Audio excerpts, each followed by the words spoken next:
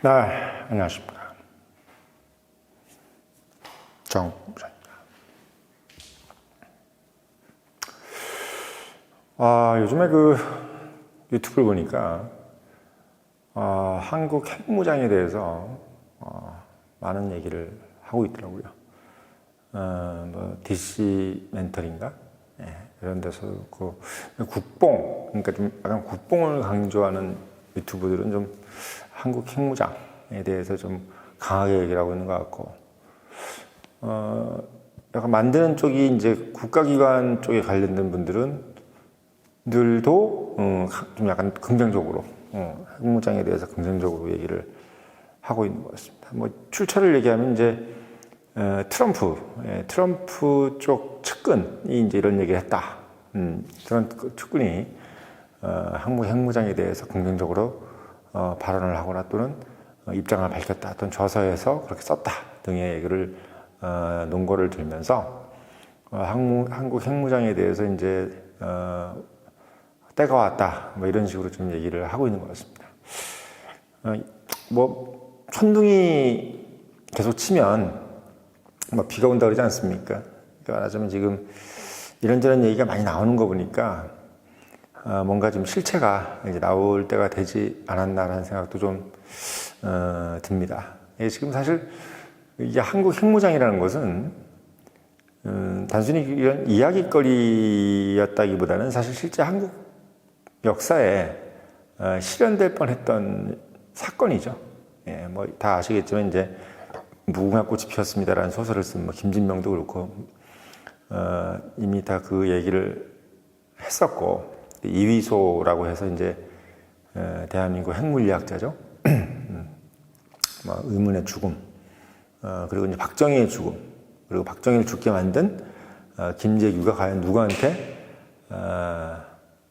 사주를 받았느냐, 결국은 이제 미국이 아니냐, 미국이 왜 사주를 했느냐 부터 시작해서 결국은 이제 박정희의 죽음까지도 핵무장에 관련돼서 결국은 연관 짓는 이런 분들이 이제 많았던 거고, 실제로 또 저도 이제 학교를 다닐 때 국제정치 과목에서 이제 교수님들께서 많이 그런 의혹을 얘기해 주셨습니다. 그러니까 그만큼 한국 핵무장은 늘 이제 한국 국민들 머릿속에서는 그렇게 부정적이지가 않아요. 보통 이제 웬만한 국가들 같은 경우, 이게 지금 우리가 평화롭게 살고 있는 국가다. 예를 들어 호주 또는 캐나다 이런 나라들 같은 경우는 우리나라가 핵무장 하겠다 그러면 약간 뜬금없는 거죠. 왜냐하면 캐나다라든지 호주 같은 경우는 우리가 핵무장을 해서 도대체 뭘 어떻게 하겠느냐.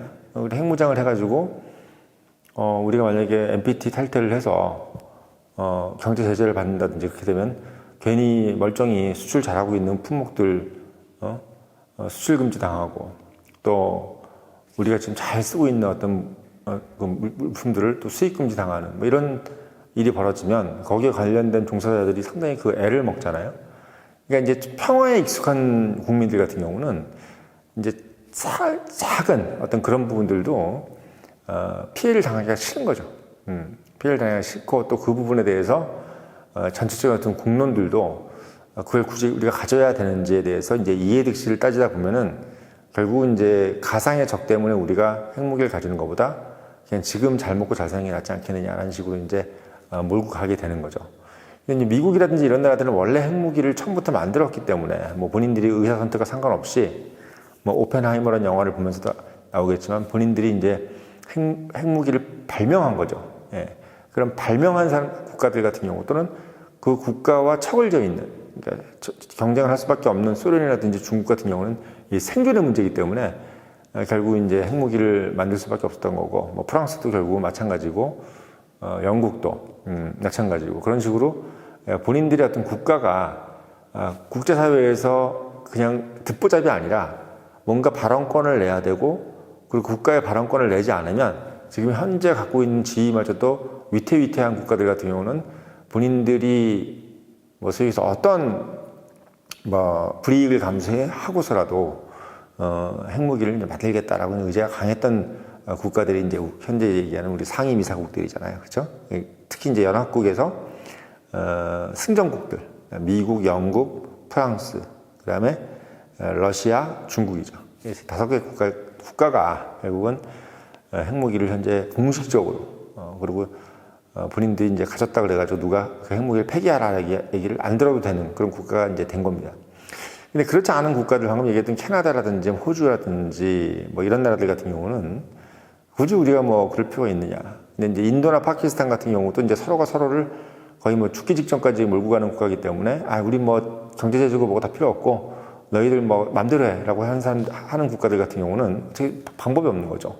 뭐 굶어 죽이겠다는 데도 만들겠다는데 어떻게. 근데 인도 같은 나라들은 이제 본인들이 자체적으로 뭐 우리가 그 수입 금지를 하든 뭐 수출 금지를 하든 뭐 상관없이 뭐 우리 뭐 국민들 뭐 100만 죽든 상관없다. 어차피 뭐 다 뭐 소랑 같이 살고 있는 국민들인데 뭔 상관이 있냐 식으로 가버리면 외국에서도 결국 방법이 없는 거예요. 근데 가장 이제 어떻게 보면 그 핵무기랑 민감하면서 또 우리가 선택하기가 상당히 어려운 국가가 사실 어떻게 보면 대한민국인 거죠. 북한 같은 경우도 사실 선택하기 쉽죠. 왜? 어차피 국민들이 뭐 굶어 죽든 말든 상관없는 국가들 같은 경우는 뭐 어차피 지금도 못 사는 거 내가 핵무기 개발한다 그래가지고 더 못 살아지는 거는 별로 크게 크게 어떻게 보면 위기의식을 못 느끼게 되는 거죠. 특히 이제 사회 지도층 같은 경우는 우리가 경제 제재를 당한다고 해도 얼마든지 어떻게 비축해 놓은 어떤 그 물품에 의해서 본인들은 어떻게 보면 잘 먹고 잘 살 수 있기 때문에 막 크게 뭐 영향을 안 받는데, 대한민국 같은 경우는 뭐 우리가 이제 한 달 정도 만약에 석유를 우리가 받지 못한다, 또는 뭐 우리가 이제 바다로 어떤 해운, 우리가 소위 얘기해서 뭐 해로라 그러죠. 우리가 해운 쪽을 국제 무역을 할 수 있는 바닷길을 우리가 만약에 한 달 정도 봉쇄가 된다 그러면 나라가 그냥 파탄난다 그러잖아요. 뭐 1년은 말할 것도 없고 한 달 정도만 우리가 막혀도 대한민국은 이제 지금의 어떤 풍요를 유지할 수 없고 그냥 석기 시대로 돌아가는 거죠. 다시 이제 박정희 시대 이전으로 돌아가는 그런 위기가 되는 겁니다. 그래서 사실 어떻게 보면 한국한테 핵무장은 그냥 이야기하기만 좋은 부분이었던 거지 실제로 이제 할 수 있는 부분이 아니라고 이제 생각해 왔던 건데, 근래 이제 핵무장에 대해서 이렇게 얘기가 나오게 만들어준 부분이 바로 러시아하고 북한의 상호 방위 조약입니다. 제가 늘 말씀드렸지만 북한이 이제 스스로 핵무장을 해서 이제 자체 방위를 위해서, 미국이 자꾸 자기들을 쳐들어올 거 겁나고 또 남한이 너무 발전을 하다 보니까 본인들의 존재감이 너무 없어지고, 그러다 보니까 본인을 잘 방어할 수 있는 그 정신적인 어떤 포텐셜이라고 그러나요? 그런 부분들이 너무 약해지다 보니까 이제 핵무장을 하지 않고서는 본인의 정권을 유지할 수가 없을 것 같다는 그 불안감 때문에 핵무장을 한 건데, 여기까지는 어떻게 보면 이제 한국이 핵무장을 하겠다는 논리가 사실 어떻게 보면 조금 약했던 거죠. 왜? 북한이 뭐 자기 살겠다고 그러는데 우리가 만약에 북한을 안 건드리면 걔네들은 괜찮은 거 아니냐. 이렇게 해서 이제 우리가 막 북한 저렇게 핵무장 가지고 있는데 괜찮겠느냐 이제 미국한테 물어봤는데도 미국이 어떻게 보면 야, 자기네들 뭐 살겠다는 거 어떻게 해? 계속 우리가 뜯어 말려야지 이렇게 되는 건데, 문제는 이제 북한이 더 오바를 해가지고 소련하고 이렇게 상호 방위 조약을 맺으니까 이게 어떤 얘기가 형성이 되냐면 이제 북한의 문제가 아니라 동북아 문제로 돼버린 겁니다. 그러니까 냉전 구도로 돼버린 거예요. 그러니까 한국이 자꾸 우려를 하는 부분이 북한한테만 한정이 돼 있을 때는 미국이 이제 그냥 우리가 알아서 해줄게, 해구산 해줄게 이렇게 됐는데, 이게 이제 북한이 소련을 끌고 들어오니까 이미 중국은 끌고 들어와 있었고 소련을 끌고 들어오니까 지금 미국은 눈앞에 중국밖에 없거든요. 중국을 어쨌든 이 지구상에서 지워버리겠다는 게 이제 미국의 전략인데, 우리가 중국을 다 없애기 전까지는 뭐 북한이든 뭐 소련이든 좀 나중에 얘기해, 좀 나중에. 일단 북한도 넌 나중이야. 일단 중국이 제일 중요해라고 했던 상황인데, 이 북한이 소련을 끌고 들어오고 이 소련이 중국하고 같이 뭔가 삼각동맹의 느낌으로 지금 자꾸 만들어가는 것이, 소련이 지금 그걸 만들고 있단 말이에요. 자꾸 이제 중국은 나는 거기 안 끼려고 하고 있는데, 북한하고 소련이 둘이 이제 자꾸 설레발을 치면서 중국하고 소련하고 북한이 마치 권위주의 국가의 삼각동맹을 연상하게 만드는 그런 행동을 자꾸 취하니까 미국도 이제는 어떻게 보면 말빨이 안 서는 거야. 어떻게?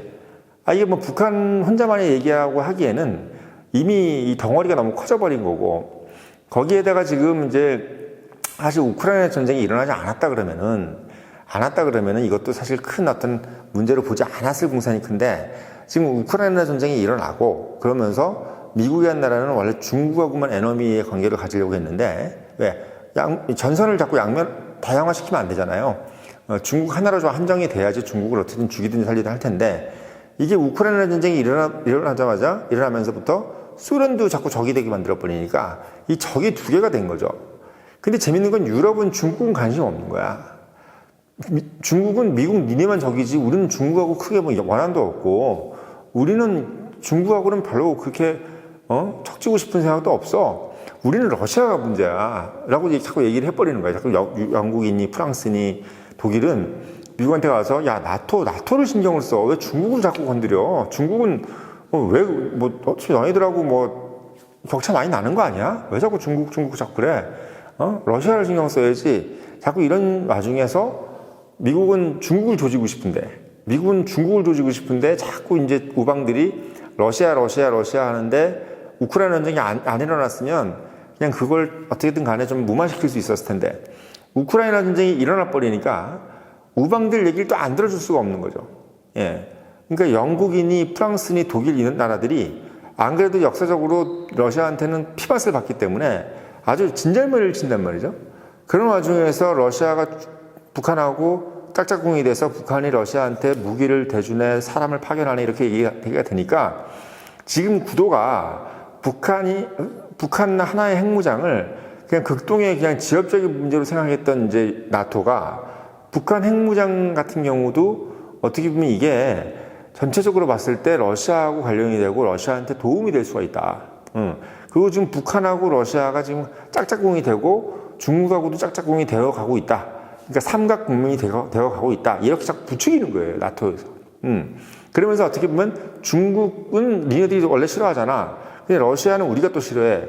근데 지금 북한이 지금 러시아하고 북한하고 짝짝꿍이 돼가지고 이게 삼각 동맹으로 가고 있으니까 러시아도 같이 집어넣어가지고 러시아도 같이 견제를 하자.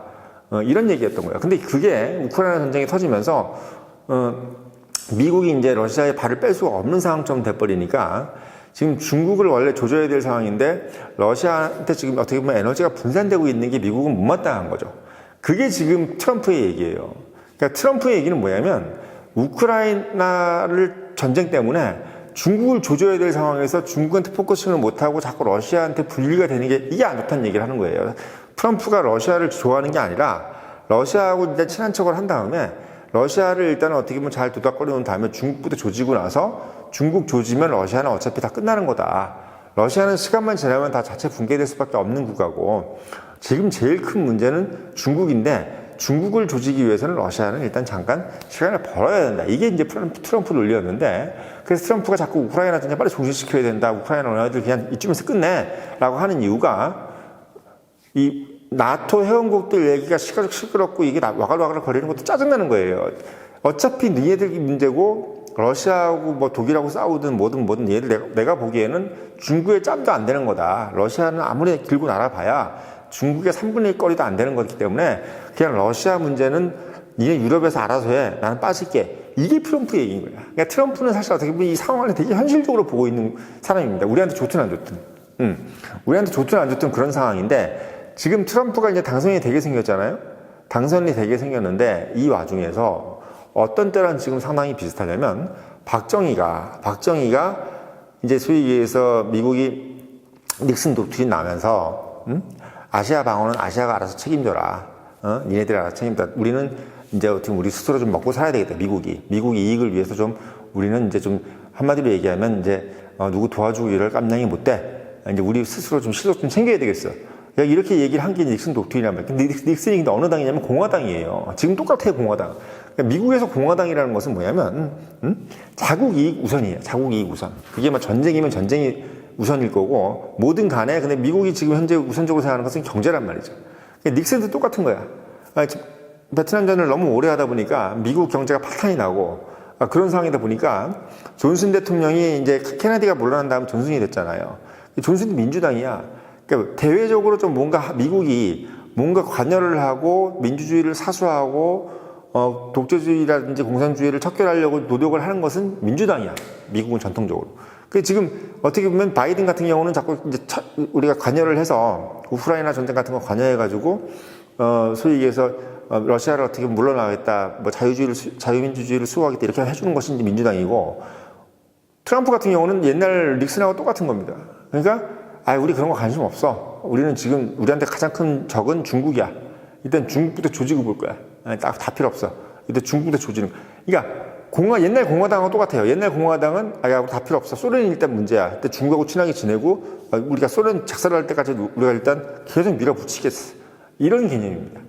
그러니까 베트남 전쟁도 소련을 멸망시키기 위해서 우리가 물량을 집중시켜야 돼. 지금 베트남에다 우리가 힘 뺄 수가 없어.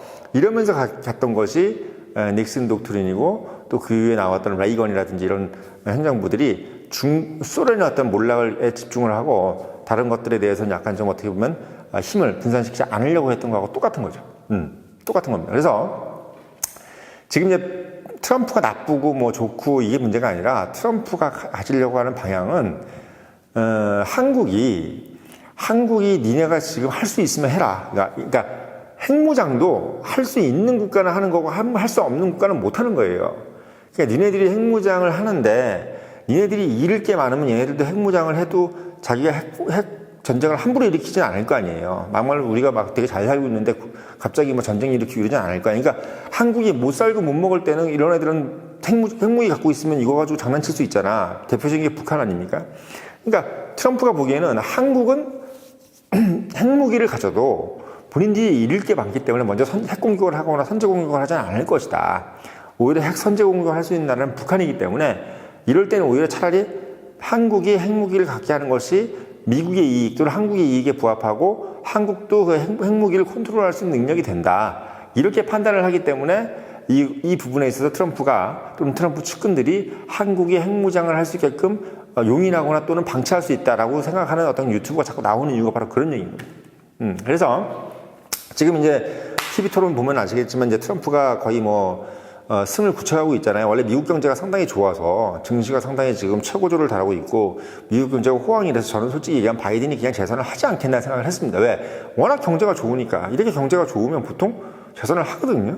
근데 이번에 TV 토론 보니까 거의 완전 횡설수설을 하는 상황이기 때문에 미국 국민들 입장에서는 둘 다 노인네지만 덜 횡설수설하는 트럼프로 하자. 그래서 트럼프가 지금 얘기하는 것이 어쨌든 우리 이익에 도움이 되잖아. 라는 식으로 좀 가버리는 겁니다. 가버리는 거예요. 그러니까 트럼프가 지금 대통령이 된다고 가정을 하면 옛날 닉슨 독트린 때 나오는 그런 분위기로 갈 거라는 얘기를 생각을 하고, 또는 레이건 시절이나 이런 상황으로 가게 될 것이다. 그럼 레이건처럼 소련의 몰락을 가장 포커스를 맞춰서 갈 거라는 거죠. 그러면 결국은 중국의 몰락으로 이제 포커싱을 맞출 거고, 지금처럼 물론 바이든이라고 해서 중국을 좋아하는 건 아니에요. 미국은 어쨌든 간에 중국을 딱 타겟팅했어. 중국은 이 지구상에서 그냥 못 사는 국가를 만들어 버리겠다고 아예 마음을 먹은 거예요. 까분 걸 그냥 아예 죽여버리겠다고 생각한 거야. 근데 이런 상황에서 중국을 70%, 러시아를 30% 이거 아니고 중국에다 100% 넣고, 그리고 나머지는 한국이 알아서 해. 한국 핵무기 너 가지고 가져가든 해선 북한 애들이 입닥치게 만들고 러시아도 입닥치게 만들 거야. 그러니까 한국 핵무장을 하는 데 있어서 지금 상당히 좋은 환경이 편철된 것은 맞습니다. 특히 이제 미국이 이제 사실 아시아방인 아시아가 알아서 해라라고 했을 때 이게 만약에 이제 카터 행정부나 민주당 정부가 되지 않고 계속 공화당으로 갔으면, 리차드 닉슨이 계속 그렇게 만약에 워터게이트로 사임을 하지 않고 계속 갔다고 한다면은 사실 어떻게 보면은 박정희가 핵무장을 할 수도 있었을지도 몰라요. 왜? 아시아 방위는 아시아가 책임지라고 본인들이 얘기를 한 상황이고, 그리고 이제 어쨌든 간에 물론 그때는 이제 우리나라가 경제적으로 완전한 상태가 아니기 때문에 사실 핵무장을 했을 때 여러 가지 어떤 제재를 감내낼 수 있었을까에 대해서는 의문이 있지. 우리가 지금처럼 이렇게 경제적으로 상당히 어떻게 부유할 상황으로 갈 수 있는 상황이 아직은 아니었기 때문에. 근데 박정희는 어쨌든 그런 결정을 내린 거고, 본인들이 우리가 그냥 다 대한민국의 핵무기를 가져야 되겠다. 핵무기를 가져야 북한의 어떤 저 위협에서 우리가 벗어날 수 있고, 또 한미동맹도 믿을 수가 없다. 이 판단을 박정희 때부터 한 거예요. 그러니까 그 박정희는 우선순위가 먹고 사는 게 아니라 일단 생존이 문제였던 거예요. 생존. 우리가 사실 아무리 먹고 사는 것도 이 먹고 사는 것들도 우리가 무기를 만들고 이런 것을 하기 위해서 중화학공업을 한 거예요. 중화학공업을 해서 뭐 돈 많이 벌겠다는 게 아니라 중화학공업을 해야 우리가 자체 무기 생산도 하고 소위 얘기해서 우리가 전쟁에서 우리가 이길 수가 있다는 생각을 했기 때문에 중화학공업을 한 거지, 중화학공업 자체로서 우리가 뭔가를 해보겠다는 게 아니었던 거지. 그러니까 박정희의 가장 개념은 뭐냐면 북한에 대한 군사적인 위협을 우리가 어떻게 벗어날 수 있겠느냐. 이게 가장 첫 번째 몫이었다는 거예요. 그러기 위해서 잘 살아보셔서 한 거고 새마을운동도 한 겁니다. 그러니까 어쨌든 간에 그런 과정이 왔었는데, 박정희가 사실 지금 79년도 10월 언제예요? 11일이죠. 10월 26일 날 총 맞고 갔을 때, 그때 이제 가장 크게 이제 의심을 당하는 게 김재규잖아요. 김재규는 누구한테 지령을 받았냐. 왜 김재규가 이제 그 고문 받으면서